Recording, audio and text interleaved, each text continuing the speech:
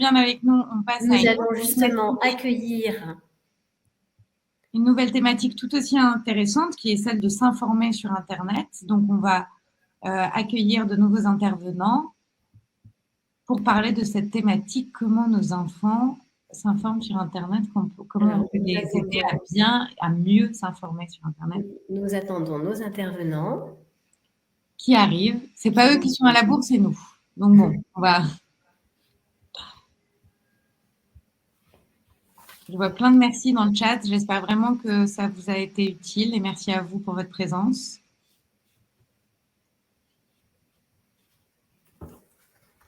Alors, nous attendons les suivants.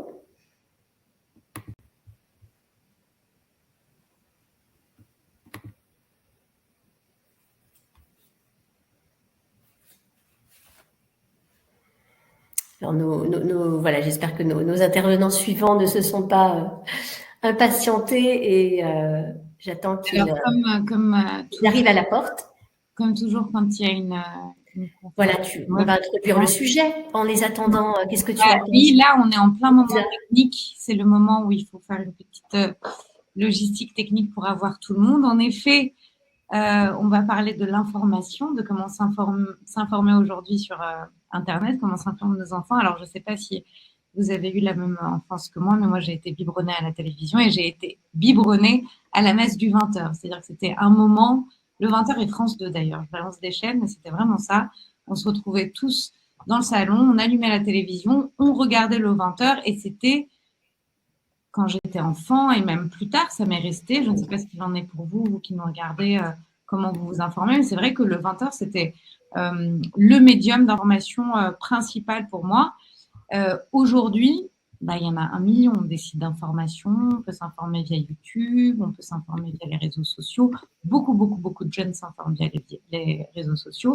Le problème, c'est que quand c'est le 20h, c'est des journalistes professionnels qui ont enquêté, qui ont vérifié leurs informations.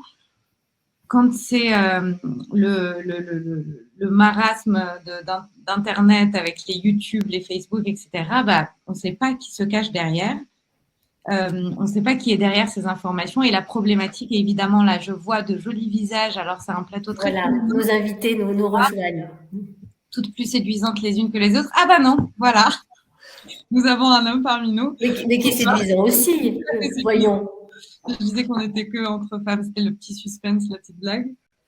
Bonsoir à vous, merci d'être avec nous pour parler donc de l'information et d'Internet. Moi, je suis en train de faire une petite intro pour expliquer que moi, petite enfant, je m'informais à travers la télévision et surtout à travers le 20h, qui était un peu une espèce de messe dans ma famille, qu'aujourd'hui, on a beaucoup plus de support pour pouvoir s'informer. La problématique était qu'on ne savait pas qui était derrière l'information sur Internet. C'est-à-dire que on ne sait pas si c'est un journaliste, on ne sait pas si c'est un gars qui a absolument aucune information et ça fait apparaître des phénomènes un petit peu étranges comme le complotisme par exemple. Je ne sais pas si vous avez entendu parler des platistes. Il y a des gens qui sont convaincus que la Terre est plate et qui diffusent plein d'informations pour nous expliquer que la Terre est plate. Il y a des documentaires, il y a des articles, etc. Donc, en effet, il y a des arguments. Donc, il y a un peu plein de choses étranges. J'ai envie de poser une petite question, on fait un petit quiz aux personnes qui sont avec nous. À votre avis, sur quels médias vos enfants s'informent? Alors, est-ce qu'ils s'informent en priorité sur les réseaux sociaux, Instagram, TikTok, Snapchat? Est-ce qu'ils s'informent par les plateformes vidéo comme YouTube? Est-ce que c'est la télévision ou est-ce que c'est la presse? Je vous pose la question. Télévision, presse, réseaux sociaux ou... Alors, le sondage est apparu dans Pulse ou dans sondage, suivant si vous avez l'interface en français ou en anglais, et on voit que vous êtes en train de répondre. Je profite de ce moment, voilà, peut-être pour accueillir de nouvelles personnes parmi nous, en plus de nos invités qui nous rejoignent pour cette thématique s'informer. Vous avez un espace de chat qui vous permet de poser vos questions. Nos modérateurs sont là, vous répondent et nous prendrons certaines de vos questions aussi pour les poser à nos invités. Que si vous n'avez pas la possibilité de rester jusqu'au bout avec nous, ne vous inquiétez pas. Cette conférence est enregistrée et sera proposée dès demain en replay. Et il y a également un guide qui va être disponible dès ce soir qui vous permettra de retrouver tous les conseils et les ressources qui vous seront présentés. On va afficher les résultats, Louisa. Ce que je trouve très intéressant, parce qu'on voyait au fur et à mesure le curseur bougeait, c'est que tous les curseurs bougeaient. Par contre, le curseur presse, il est resté assez stable à 1-2%. Donc, c'est bien de se dire que les parents n'ont pas d'illusion face à comment s'informent leurs enfants. Alors, en effet, pour 44% d'entre vous, vos enfants s'informent par les réseaux sociaux. 39% d'entre vous pensent qu'ils s'informent par les plateformes YouTube. 13% d'entre vous pensent qu'ils s'informent grâce à la télévision et 2% grâce à la presse. Alors, je ne sais pas si ça vous... on peut demander une petite réaction. Je vois que vous souriez. Est-ce que quelqu'un veut prendre la parole par rapport à ces chiffres? Pourquoi ça vous amuse? Alors, je ne sais pas si vous m'entendez. Oui, on t'entend. Oui, je suis ravie d'être là. Ça m'amuse parce qu'en fait, on a tendance à croire que la presse a disparu parce qu'on s'imagine le vieux journal papier de papa. Et en fait, Le Monde, Le Parisien sont présents sur les réseaux sociaux, mais souvent, on tombe sur un article de presse écrite via les réseaux sociaux, mais on n'a pas tendance en fait à l'assimiler à un titre de presse. Donc, je trouve que ça témoigne aussi d'une transition numérique de ces titres de presse qui finalement ont encore beaucoup de puissance et d'influence et finalement qu'on lit quand même beaucoup, mais via les réseaux sociaux. C'est intéressant parce qu'en effet, aujourd'hui, il y a une espèce d'interconnexion entre les presses et les médias traditionnels et les médias actuels, nouveaux, qui sont les réseaux sociaux et les outils. Ah, on accueille notre dernière intervenante. Bonjour Alejandra. Bonjour. Bienvenue parmi nous. Alors, je vais vous donner quelques chiffres pour planter un petit peu le décor. Évidemment, je ne les connais pas par cœur, donc je vais les lire. On a 69% des 10-15 ans qui ne vérifient pas les informations trouvées sur Internet. On a un tiers des 10-15 ans qui croient à au moins une théorie du complot de manière certaine. Et on a 73% des 16-25 qui utilisent les réseaux sociaux pour s'informer. Il y a quelques années, il y a eu une espèce d'expérience dans un magazine où on avait enfermé des personnes dans une pièce où le seul médium d'information qu'ils avaient, c'était Facebook. Autant vous dire qu'après une semaine, ils étaient ressortis en se disant que c'était la fin du monde, qu'il y avait 1 million de catastrophes qui s'étaient passées.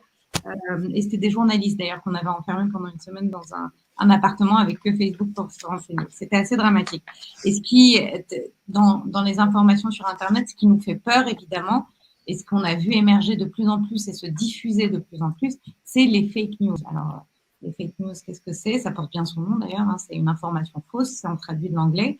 On a pris les fake news, c'est à la fois des articles, mais ça peut aussi être des images, et on sait comme les images peuvent être virales et se diffuser très très vite.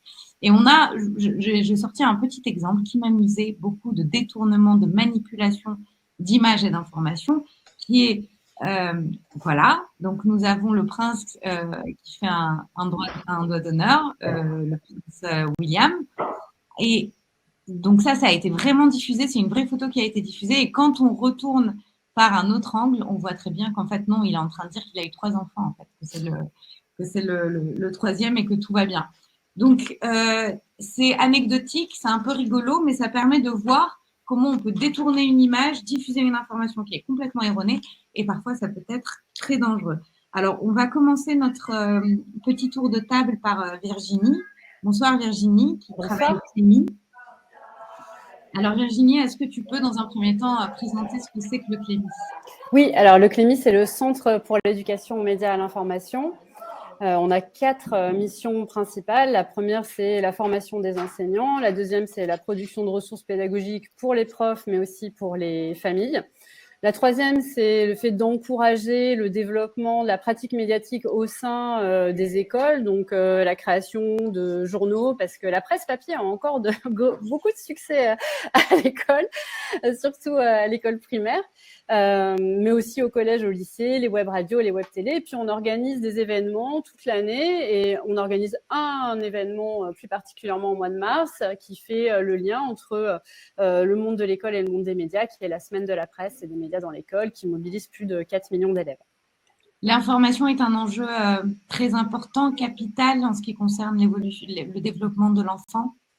Oui, complètement. En fait, la question de l'éducation à l'information aujourd'hui, elle a peut-être presque même supplanté la question de l'éducation aux médias, parce que reconnaître une information, sa fiabilité, ça fait vraiment partie des questions auxquelles on est confronté chaque jour. Il n'y a pas une journée qui passe où on se pose la question des informations auxquelles on est confronté, de leur fiabilité, d'où elles viennent, de la source. Et je pense que ça concerne les enfants, mais ça concerne aussi les adultes et les adultes de tous âges. Alors, les grands-parents aussi sont tout à fait concernés par l'éducation aux médias et à l'info. On est très content de vous avoir ce soir. Du coup, on a envie de partager un petit peu votre expertise, votre expérience. À travers cette expérience et cette expertise, comment les jeunes enfants et les adolescents s'informent aujourd'hui en ligne? Alors, moi, je me suis préparé cette intervention. Je me suis basée sur les chiffres d'une étude de Milan Presse qui vient un petit peu à contre-courant des chiffres qui ont été présentés, parce que j'ai trouvé que c'était très intéressant et ça a été mené sur un panel d'adolescents de 13 à 17 ans. Plus de 2000 adolescents, il me semble. Et alors, le premier enseignement de cette étude, c'est que déjà, les ados s'intéressent à l'info. Et ça, c'est quelque chose qui est positif, je trouve, et qu'ils sont 83% à considérer que c'est important d'être informé. Mais ce que l'étude montre, c'est que l'information, pour eux, ça peut être une information sur des artistes qui les intéressent, sur des sujets de société comme l'écologie, le genre, les discriminations, qui ne sont pas forcément ceux qui intéressent le plus les parents et les grands-parents. Donc, ça nous questionne aussi sur en tant qu'adulte, notre capacité en fait à écouter cette jeunesse et à s'intéresser à ce qui la mobilise. Le deuxième enseignement intéressant de cette enquête, c'est que, comme tu l'as souligné, hein, c'est les réseaux sociaux, le premier point de contact avec l'information, mais que la télévision reste très présente, notamment pour les jeunes enfants qui sont souvent en famille. Tu parlais de la messe du 20h, et c'est vrai que cette messe du 20h, elle s'est un peu transformée, mais la télé, elle garde quand même une influence très importante, et on aurait tort de minorer son impact et son influence. Et ce que d'autres études montrent aussi, c'est qu'on tient un événement dans l'actualité qui est grave, comme un attentat ou comme une catastrophe naturelle, la première source d'information va être la télévision, et on l'a bien vu notamment pendant le confinement. Enfin, on était tous derrière plutôt nos écrans de télé. Et le troisième enseignement, c'est qu'ils sont que 42% à faire confiance à l'information qu'ils trouvent sur les réseaux sociaux. Donc, même s'ils s'informent sur les réseaux sociaux, mine de rien, ils ne sont pas si crédules. Et je pense qu'on a raison de faire confiance à leur esprit critique et leur faire confiance et stimuler cet esprit critique. Et ils sont 93% à faire avant tout confiance à leurs parents. Donc, c'est-à-dire qu'en fait, quand ils trouvent une information, ils vont se tourner vers nous, adultes, et nous demander finalement de la valider, d'évaluer sa fiabilité, d'où la responsabilité des parents. Et bravo à tous ceux qui ont le courage d'être encore ici à cette heure tardive pour glaner quelques conseils. Oui, absolument. Bravo à eux et merci d'être là. Et d'ailleurs, c'est intéressant ce que tu dis là dans le sens où c'est important de faire confiance à la jugeote finalement de nos enfants, à leur recul, au fait qu'ils connaissent très bien Internet et donc sont en mesure d'avoir une espèce de dispositif de réflexion et de recul que nous n'avons pas forcément. Par contre, ce qui est sûr, c'est que sur Internet, on est confronté à potentiellement plus de fake news. Quels sont les risques de cette confrontation à la fake news? Qu'est-ce qu'ils risquent les enfants? Les risques, c'est d'être influencés par des informations qui les manipulent, tout simplement. En fait, c'est d'être manipulé à des fins, que ce soit le principal, je dirais, la plupart des fake news, la masse la plus importante de fake news, c'est des fake news commerciales, à vocation commerciale. Ensuite, il y a des manipulations idéologiques, politiques. C'est sur la santé aussi, on l'a vu pendant la période de la crise sanitaire. Donc, le risque, c'est d'avoir une vision du monde qui est biaisée. Mais en même temps, je reviens sur cette angoisse très contemporaine à l'endroit des jeunes, et en fait, on voit que les personnes qui diffusent le plus de fake news, ça a été assez documenté aux États-Unis, ce sont les personnes de plus de 65 ans qui sont très politisées et qui partagent énormément de fake news et qui ne sont pas nées avec les réseaux sociaux, donc qui n'ont pas aussi je dirais, absorber tous ces discours de prévention. Justement, et on voit en 20 ans du Safer Internet et que ça a porté ses fruits parce que, ben voilà, les jeunes, ils sont conscients des risques des fake news. Vraiment, ils sont plus conscients que peut-être leurs grands-parents. Et ça, c'est quand même une des avancées, je pense, qu'il faut souligner. Alors, ils sont conscients des fake news, donc du coup, ils se mettent à douter. Et parfois, le risque, c'est justement de douter de tout, notamment des informations peut-être vérifiées, même des médias professionnels, autant que des informations un peu moins fiables. De manière concrète, comment un parent peut accompagner et orienter son enfant dans sa manière de s'informer? Comment il peut l'éduquer au mieux à l'information? Je dirais que la première chose, c'est d'être curieux. Donc, si on estime que, par exemple, son ado s'intéresse pas assez à l'actu et qu'on aimerait qu'il s'intéresse un petit peu plus, c'est déjà de montrer l'exemple et de partager, nous, les articles qu'on trouve formidables, des reportages de qualité, des enquêtes d'investigation, de ne pas hésiter à partager avec lui ce qui nous semble intéressant sur l'actualité. Et puis aussi, il faut accepter que ils aiment d'autres types de formats, surtout des vidéos, c'est vrai. Et sur YouTube, il y a énormément de chaînes, par exemple de vulgarisation scientifique, qui sont hyper bien faites, très passionnantes, très fiables. Par exemple, moi, j'adore la chaîne de Manon Bril. Le Clémy n'a pas de lien avec Manon Bril, ce n'est pas un placement de produit, mais sur la mythologie grecque, je trouve que c'est passionnant. Donc voilà, il faut aussi pouvoir un peu évoluer nous-mêmes dans nos pratiques professionnelles pour garder le lien avec nos enfants et aussi aller explorer les territoires sur lesquels ils sont et partager avec eux nos découvertes. Comme vous pouvez le voir, Virginie est une femme merveilleuse. Elle est tellement merveilleuse qu'elle nous a communiqué quelques recommandations de presse que vous pouvez présenter à vos enfants de manière complètement sereine et en étant sûr qu'ils ont la bonne information. Il s'agit de podcasts, de chaînes YouTube ou même de presse papier que vous retrouverez. Encore une fois, c'est des ressources que vous allez retrouver dans le guide qui sera disponible tout de suite après le webinaire. Merci beaucoup, Virginie. On a également parmi nous, toujours pour questionner cette thématique, Olivier Magnin. Bonjour Olivier, bonsoir. Alors Olivier, vous êtes, vous pour le coup, éducateur à la Ligue de l'enseignement. C'est quoi la Ligue de l'enseignement? Alors en fait, donc je suis chargé de mission nationale déléguée à la Ligue de l'enseignement et puis par ailleurs, je suis implanté dans l'Oise où je m'occupe d'une association qui fait de l'éducation à l'image et aux médias. Alors la Ligue de l'enseignement, qu'est-ce que c'est? En fait, c'est un mouvement laïque d'éducation populaire. C'est un mouvement qui a une histoire qui a débuté en 1866. Donc je ne vais pas vous raconter. Ouh là là, Olivier. Mais aujourd'hui, on en aurait pour un moment. C'est une histoire qui est liée aux lois sur la laïcité, sur l'éducation. En tout cas, aujourd'hui, c'est 102 fédérations départementales, c'est 20 000 associations qui sont affiliées, c'est beaucoup de bénévoles, à peu près 1 million d'adhérents. Et puis, c'est des actions, c'est des actions sur les territoires avec ces bénévoles, avec de l'engagement des services civiques.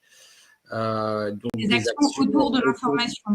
Alors, ouais, il y a un développement vraiment assez conséquent de l'EMI qui s'articule en fait autour d'outils pédagogiques et puis autour d'une EMI aussi qui est plurielle. Là, on va plus parler des fake news ce soir, mais l'EMI, c'est beaucoup plus que ça en fait. C'est effectivement un travail sur la factualité, on en reparlera, mais c'est aussi l'expression des jeunes à travers des médias sur les réseaux sociaux, à travers des médias presse, à travers différents types de médias, avoir une expression pour questionner le réel qui nous entoure. Et puis aussi, l'EMI, c'est l'esprit critique. C'est apprendre à penser contre soi, à déléguer sa confiance aussi à d'autres, à se méfier de la commodité. Je vous pose la question, Olivier, de manière concrète, comment on peut éduquer les jeunes à l'information en ligne? Comment les parents qui nous écoutent ce soir peuvent amener leurs enfants à être éduqués sur cette question de l'information en ligne?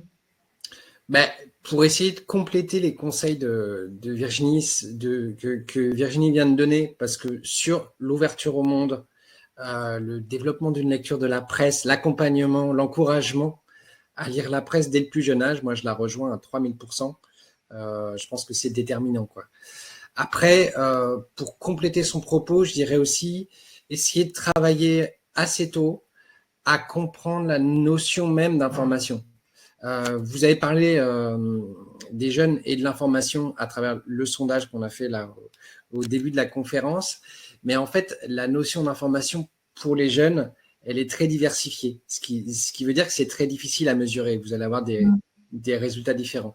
Mais travailler en tant que parent avec son gamin déjà sur la différence entre les faits, les opinions, l'anecdote, la rumeur, le vrai, le vraisemblable, c'est déjà des notions qu'il faut travailler, qui ne sont pas en lien du coup avec un accompagnement dans la lecture de la presse, qui ne sont pas en lien avec une expression de soi via la presse, mais qui sont plus transversaux et qui vont rejoindre la manière dont on va acquérir des connaissances dans le cadre de sa scolarité et en dehors, la manière dont on va se construire comme citoyen. Et donc ça, c'est plus des questions d'esprit critique. Et quels sont les quelques réflexes incontournables que le parent peut transmettre à son enfant pour vérifier l'information? Bon, alors, il n'y a pas de magie. Hein. Il n'y a pas de magie. La question de la source. Donc, se poser la question de la source, amener à se poser en permanence d'où vient cet article, d'où vient cette image, d'où vient cette vidéo.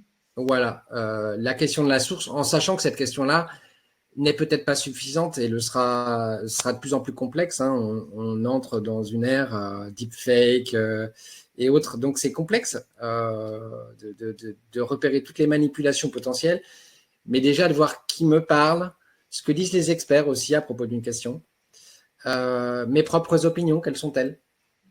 Est-ce que je suis capable d'aller à l'encontre aussi de mes opinions pour essayer d'écouter les autres, sans forcément changer d'avis, mais pour avoir un petit peu plusieurs voix. Voilà. Apprendre à son enfant à se poser des questions, c'est ça que vous êtes en train de nous dire, Olivier. Se poser des questions, savoir penser contre soi, ne pas être incrédule totalement vis-à-vis de certains contenus et totalement crédule vis-à-vis d'autres. Parce qu'on a un mélange entre une crédulité extrême et une paranoïa extrême parfois. Parce que c'est vrai qu'on vit dans un monde aujourd'hui où tout se dit et son contraire. Donc, à qui fait-on confiance? C'est une grande question existentielle que vous soulevez là, Olivier. C'est existentiel, mais c'est lié à une révolution numérique et à une masse d'infos qui est énorme en fait. Et à une situation dont on peut se dire qu'elle est anxiogène, sauf qu'il y a moyen de créer une éducation aux médias qui soit vraiment assez enthousiasmante à mon avis. Parce que l'enjeu, c'est de transmettre aussi le goût de l'information. Et derrière le goût de l'information, il y a aussi une citoyenneté active, quoi. Alors, j'ai bien compris qu'il n'y avait pas de magie, ok, il n'y a pas de truc magique, mais par contre, on a des outils pour faire la différence entre les infos et les intox. Ouais, on a des outils pédagogiques. Il y en a un sur lequel on travaille à la Ligue de l'enseignement. Alors, c'est un parcours pédagogique dont une séance d'ailleurs est faite en partenariat avec Tralalaire. C'est un parcours pédagogique qu'on a lancé en 2019 qui s'appelle Les Veilleurs de l'info, qui combine à la fois une pédagogie du journalisme pour commencer déjà autour de ce qu'est l'information, de ce à quoi elle sert, parce qu'elle a une utilité. Hein. Ça, c'est un truc qu'il faut travailler avec son gamin aussi. Pourquoi je m'informe finalement? Le reflet du réel que ça m'apporte, en quoi m'est-il utile? Donc, ce parcours-là débute par un peu de fact-checking avec des séances où on fait des fact-checks pour différencier le vrai du vraisemblable, où déjà on débute les fact-checks par de l'intuition. À l'intuition, je publierais ou pas si j'étais un journaliste? Et puis ensuite, avec une vérification, on a des quiz sur faits et opinions. Ensuite, on a… Donc ça, c'est une nouvelle version qu'on lance le 12 mars. Hein. D'ailleurs, j'invite ceux qui souhaitent à venir sur le webinaire. Il y a mon mail, de toute façon, qui va figurer sur le guide. Donc, vous n'hésitez pas à nous écrire. On vous invitera sur ce webinaire. Il y a donc ensuite également un travail avec des vignettes que vous pouvez faire avec votre enfant. Donc, l'idée, c'est d'associer la fabrication de l'information à une pluralité de métiers. Donc, oui, donc ça, c'est la première séance sur laquelle vous êtes allé. Donc, je fais un petit rewind rapide. Ce que vous voyez là, c'est juste un assemblage de logos parce qu'on s'est rendu compte, en fait, que les gamins associer de moins en moins les sources journalistiques, entre guillemets, à des titres, puisqu'ils s'informent autrement. Donc, avant de faire de la vérification des faits, il faut bien qu'ils aient un petit peu plus en tête aussi, hein, qu'ils aient pris connaissance d'un certain nombre de titres qu'ils pourront trouver notamment sur des rubriques de vérification des faits. Donc, ce que vous voyez là, c'est une infographie qu'on a appelée le méli-mélo des médias. Et ensuite, le fact-checking. Une infographie, pardon Olivier, qui est assez intéressante parce que au final, je suis en train de lire les commentaires sur le chat où il y a une dame qui dit, même moi étant adulte, je ne sais pas comment faire la part des choses et comment faire la différence entre le vrai et le faux. Et c'est vrai que parfois, quand on est submergé, parce qu'on est submergé aujourd'hui par les propositions de médias, le fait d'avoir quelques médias de référence, d'être sûr que sur certains médias, typiquement si on va dans le monde, si on va lire Le Monde ou si on regarde la première chaîne publique, on se dit peut-être que si j'ai 2-3 médias qui sont sûrs d'être OK, peut-être que c'est un bon point de départ finalement. Ouais. Oui, voilà. C'est donc la fiabilité des sources, apprendre à faire confiance à certaines sources qui ont leur ligne éditoriale, avec lesquelles on ne sera pas toujours d'accord, mais qui ont un mode de fabrication de l'info qui est sérieux. Voilà, donc cette infographie-là, le jeu InfoProfiler dont je vous ai parlé juste avant, voilà. Ensuite, on s'appuie sur une série qui est publiée sur Lumni et puis qui est accessible également sur le site du Clémy, c'est les clés des médias, qui est vraiment pas récente, mais qui est encore très pertinente. Là, la vignette que vous avez sous les yeux, en fait, c'est un jeu de vignettes donc, qui est accessible en ligne, ou bien il y a des PDF qui sont téléchargeables si vous avez envie de faire du découpage avec votre enfant. Mais l'idée, déjà, c'est de reconstituer des définitions de métiers liées à l'information. Ça va du data journaliste, secrétaire de rédaction, le journaliste, tout ça. Donc, ils se présentent, ils ont un avatar, et puis de reconstituer les vignettes. Il y a une version numérique avec un drag and drop que vous avez donc là sous les yeux. Donc voilà, et ensuite de reprendre une partie de ces métiers-là pour refaire tout le parcours de la fabrication de l'info entre les faits et les événements lorsqu'ils adviennent et la publication.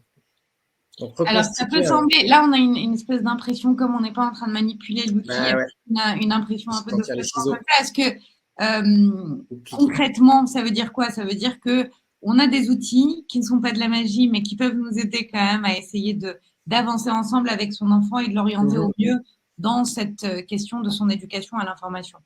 Ouais, c'est ça, c'est déjà de voir avec eux. C'est un peu ça l'idée. Oui, et puis avant de basculer dans les fake news, dans le complotisme, déjà de voir ce que c'est que l'info. Exactement. De voir comment elle est fabriquée, tout ça. Exactement. Et donc là, c'est la fabrication de l'info entre un événement X et puis… Parce que les fake news, c'est une chose. Merci beaucoup, Olivier, pour tout ça. Et encore une fois, on a un petit…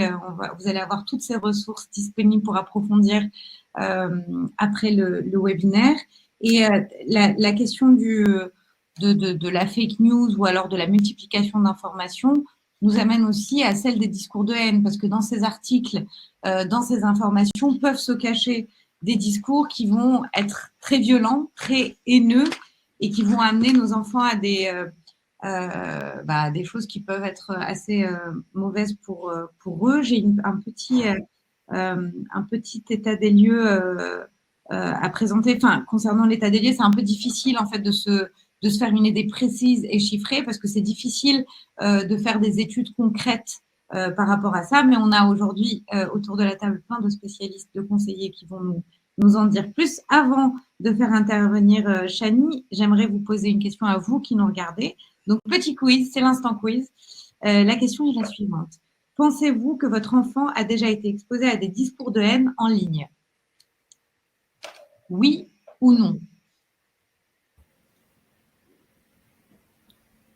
Oh là là, ça réagit vite et fort.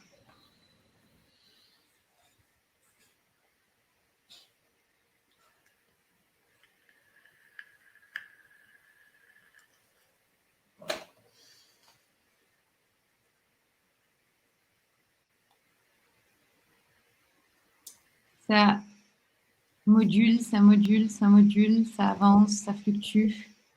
Alors, le sondage est terminé et on voit, et dès le départ,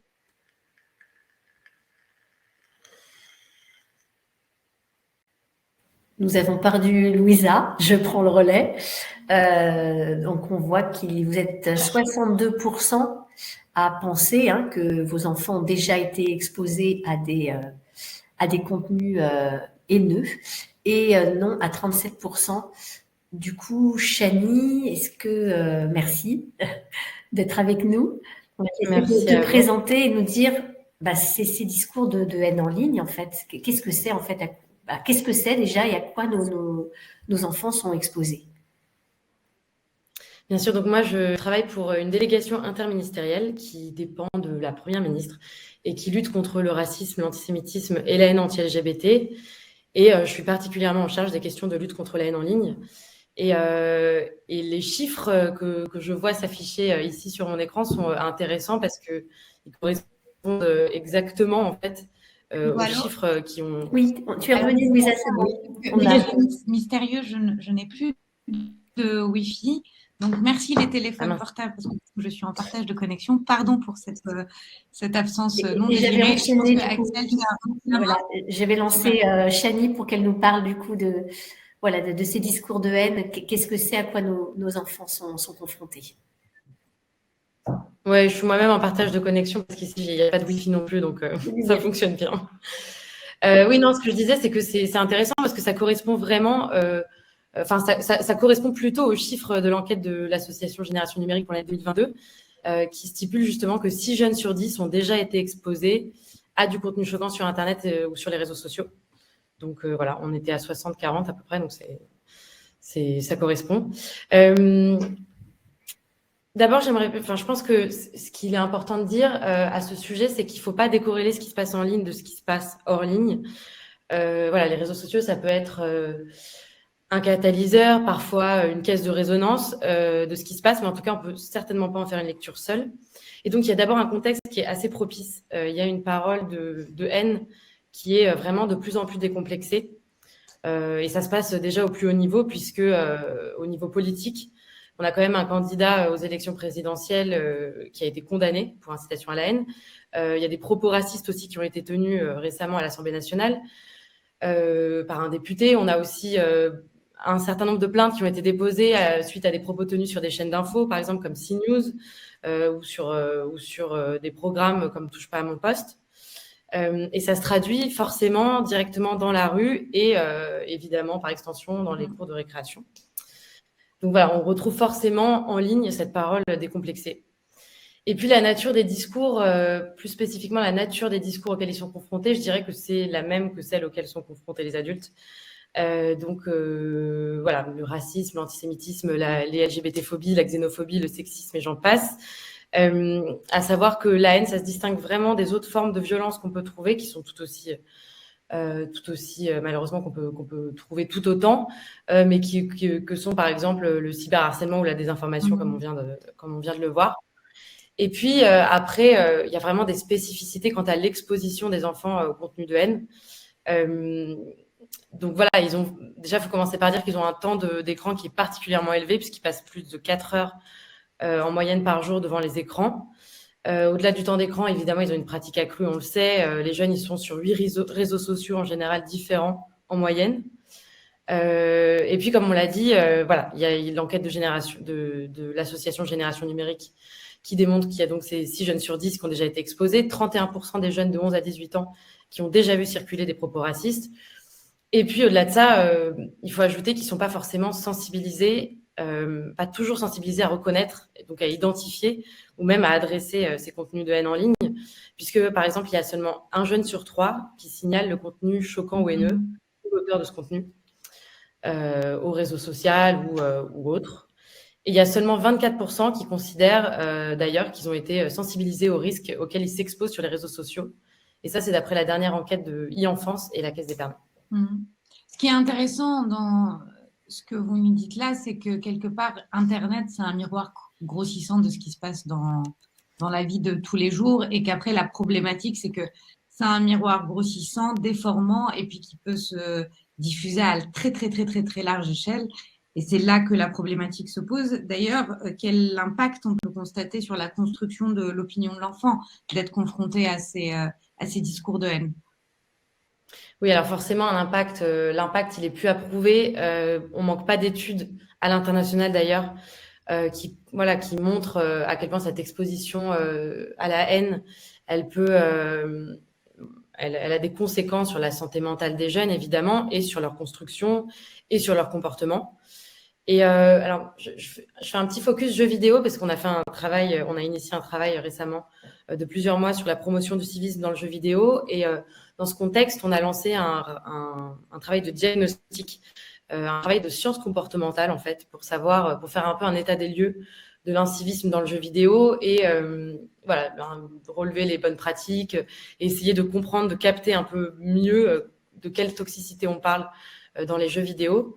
Et en l'occurrence, c'est intéressant parce qu'en termes d'impact, donc, ce dont on se rend compte, c'est que les jeux récents, les plus récents, ils sont particulièrement immersifs, ils sont aussi plus sociaux, et donc c'est vraiment un terrain fertile pour les comportements toxiques. C'est ce que dit cette enquête. Ils ont vraiment transformé la manière dont on joue. Donc voilà, le fait qu'il y ait une immersion plus forte, qu'on incarne un personnage, qu'on ait un pseudo d'ailleurs, donc on prend de la distance avec ce personnage. On prend de la distance avec nous-mêmes pour incarner ce personnage plutôt. Le fait qu'il y ait plus d'interactions sociales. Maintenant, c'est très difficile de trouver un jeu dans lequel on n'a pas ces interactions entre joueurs, ce qui est aussi évidemment positif, c'est toujours à double tranchant. Et le fait aussi, c'est pareil à double tranchant, le fait qu'en termes de démographie, aujourd'hui, tout le monde les chiffres sont assez impressionnants en termes de démographie. Les joueurs, les joueuses, c'est à peu près tout le monde dans la société. Donc évidemment, en grande partie les jeunes, mais donc aussi des femmes. Et donc voilà, ça amène aussi plus de risques. Et puis, ces jeux immersifs, ils suscitent aussi des émotions qui sont particulièrement fortes. Et donc ça, c'est pas mal de sociologues qui le disent, qu'on a interrogé à l'occasion de cette enquête. Et donc, c'est des émotions qui sont encore plus décuplées chez les joueurs et qui peuvent notamment provoquer la colère, la frustration accrue et donc amener à être eux-mêmes à dire des choses qui les dépassent. Et d'ailleurs, il y a même un mot pour définir ce mot dans le jeu vidéo, c'est le tilt. Voilà, Pardon, oui, le tilt, c'est ce moment un peu, ce moment de bascule où on va plus loin, on est dans un état d'énervement tel que finalement on voit péter un câble. Le tilt, c'est j'ai pété un plomb en fait.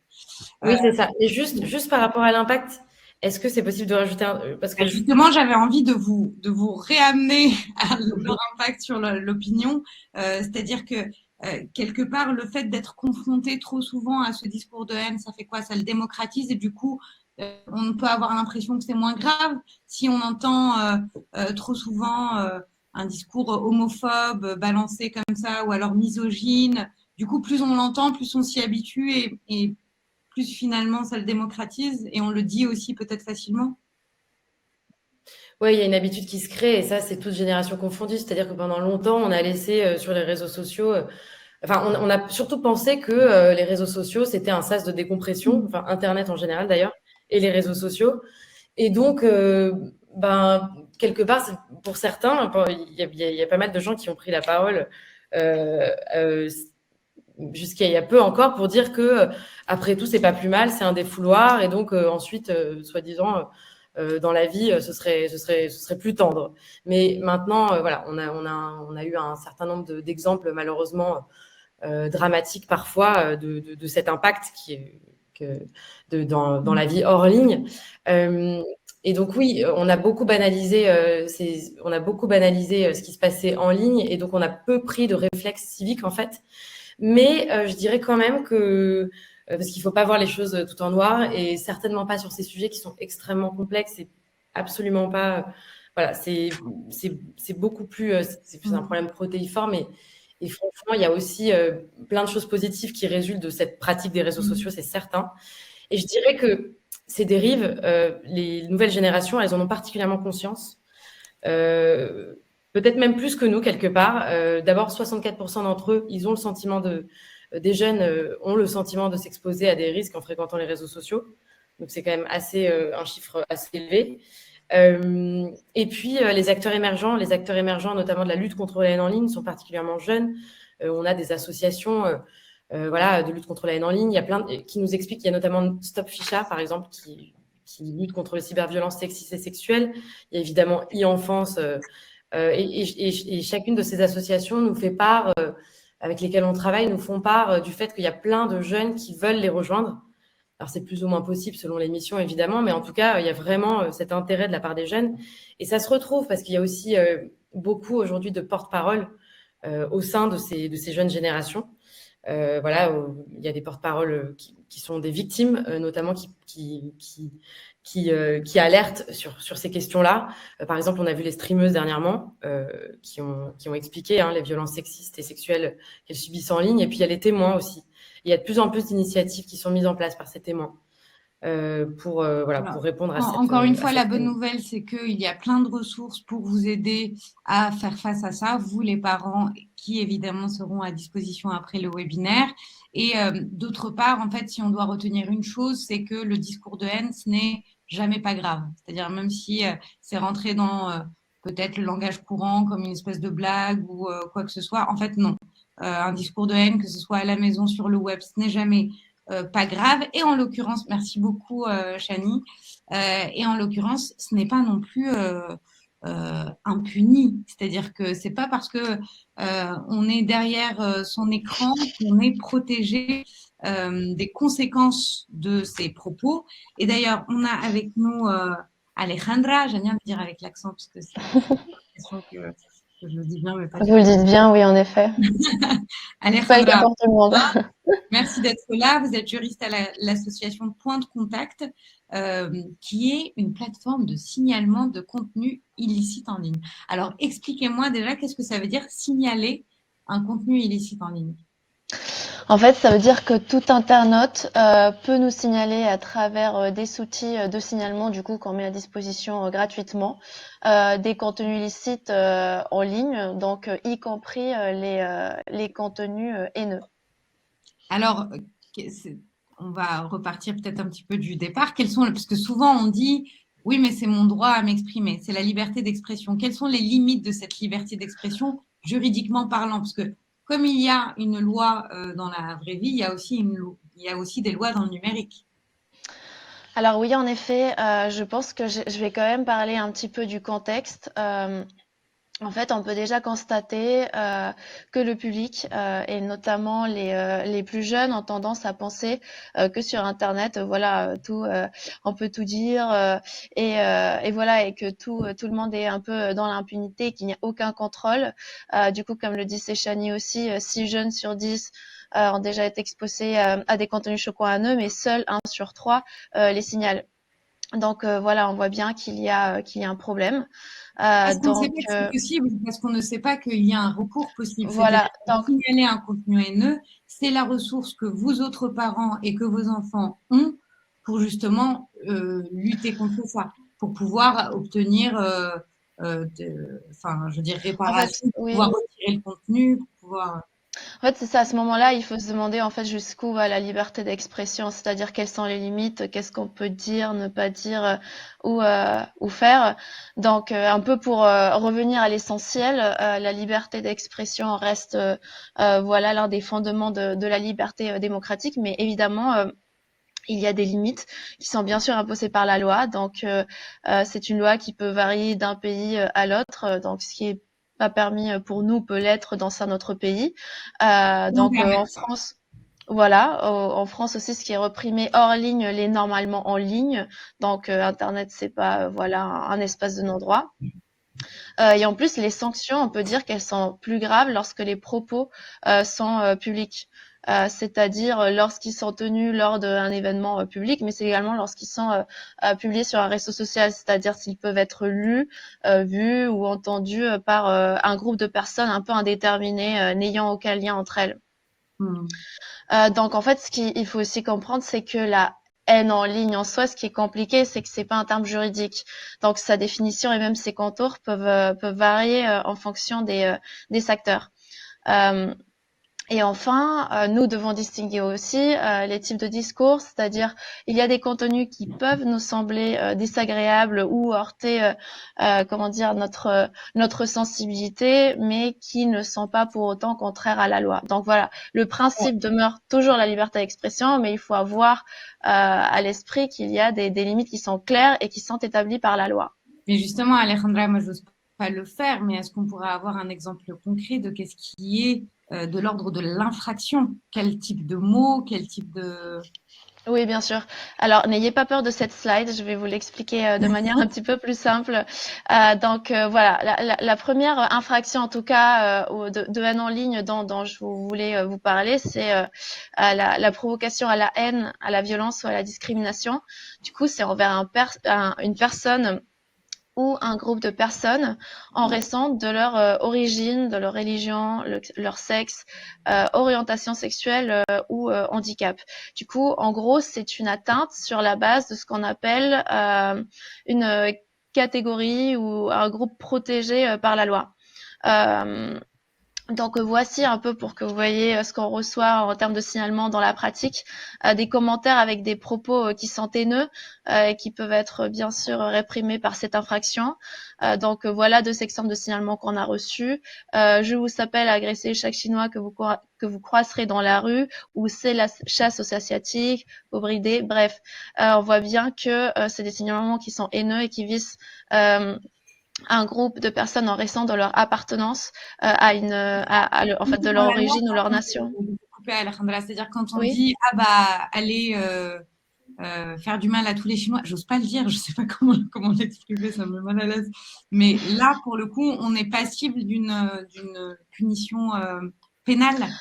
Alors voilà, lorsque l'incitation, elle est publique, parce qu'il faut faire toujours la différence entre public et privé en termes juridiques, mais lorsqu'il s'agit d'une incitation publique, c'est un délit. Il est sanctionné par 1 an d'emprisonnement ou de 45 000 € d'amende. Et du coup, lorsque c'est une incitation privée, par exemple un message que vous pouvez recevoir par une messagerie privée, du coup, il s'agit d'une contravention, c'est-à-dire il n'y a pas de peine de prison, mais il y a une amende de 2 500 €. Mais tout de même, on voit que vraiment, enfin, ce sont de vraies peines et de véritables amendes. On n'est pas impuni sur Internet. Exactement, c'est ça. Et en plus, il y a une loi qui va obliger les hébergeurs, en fait, à mettre en place des dispositifs pour signaler facilement ce type de contenu. Ils sont également obligés à les signaler aux autorités et également de les retirer rapidement. Alors, si nous, ou l'un de nos proches ou notre enfant est confronté, a été exposé à un discours de haine, qu'est-ce qu'il doit faire concrètement? Quelle est la marche à suivre? Alors, en fait, le premier réflexe à avoir, c'est le signalement, en fait.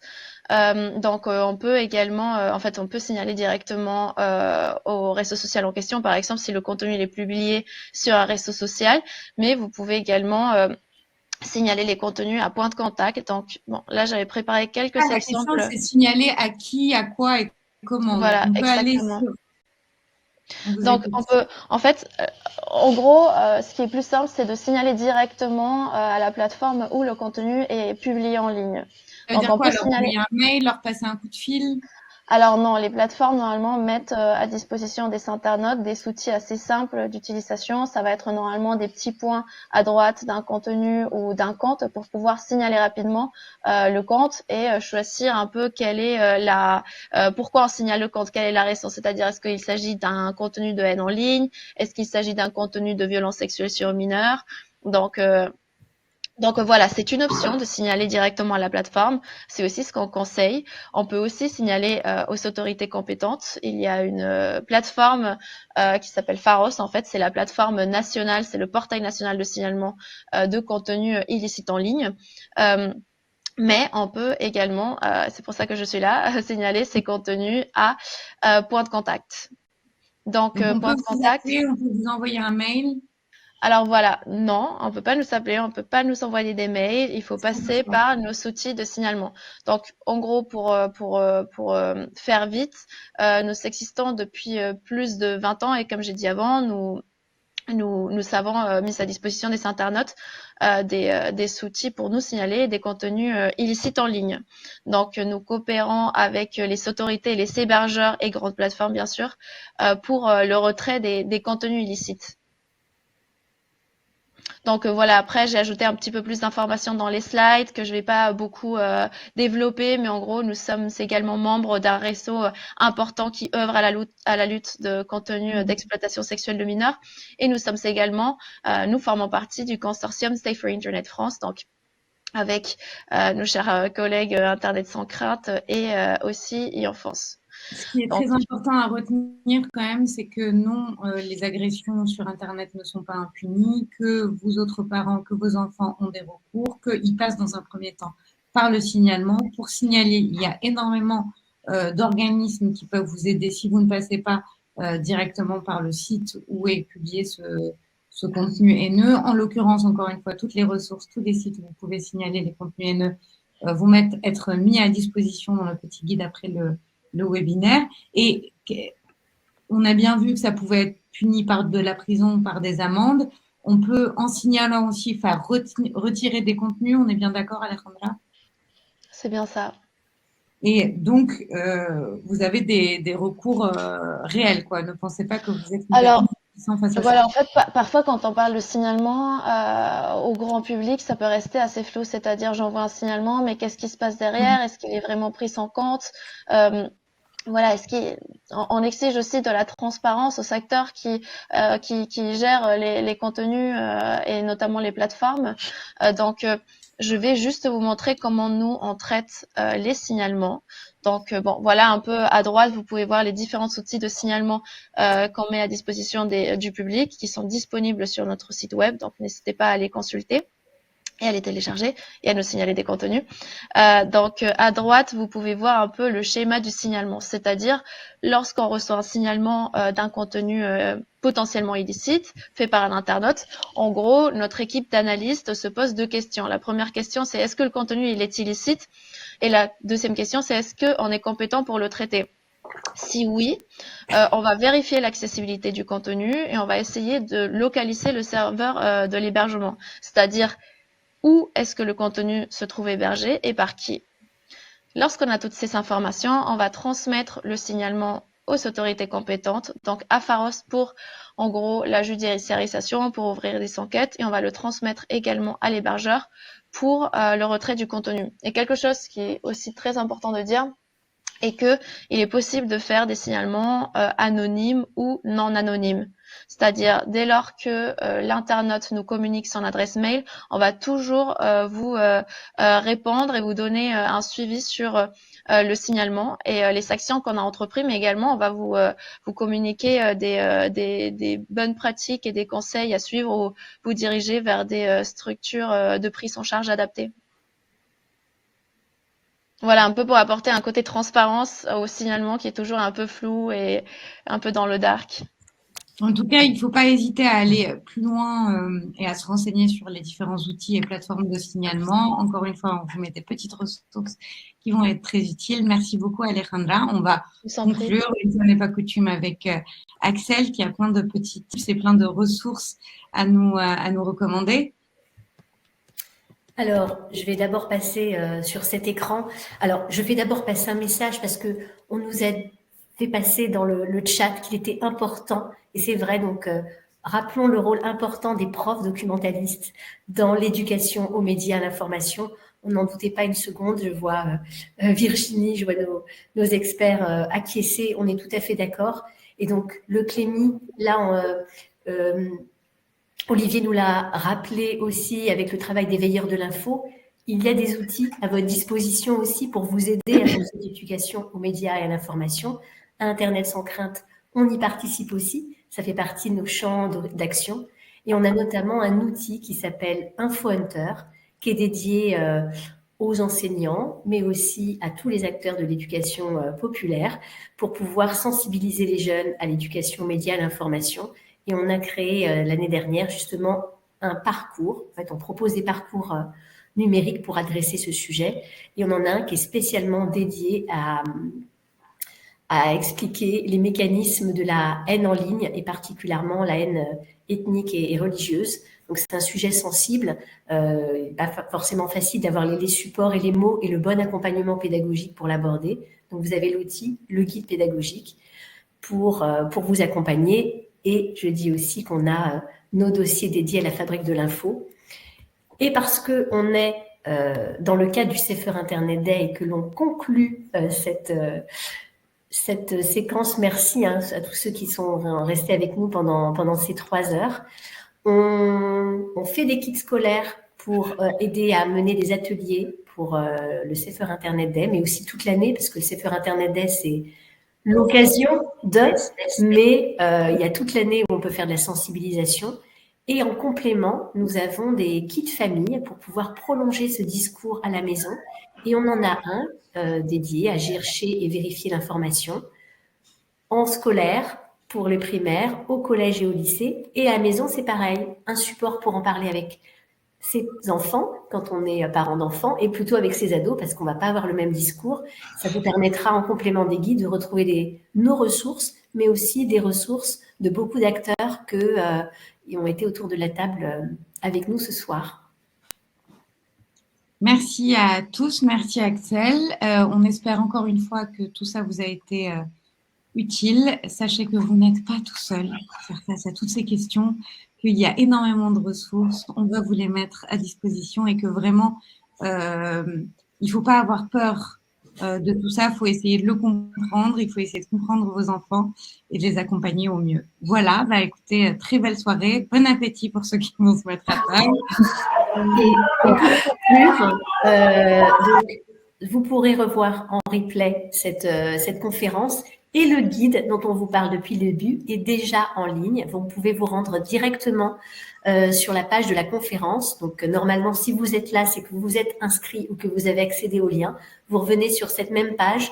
Pensez peut-être à actualiser, parce que si vous avez déjà été dessus, il faut un petit rafraîchissement pour que ce nouveau guide apparaisse. Il n'aura qu'à cliquer dessus pour retrouver tous les bons conseils et les ressources qui vous auront été présentées.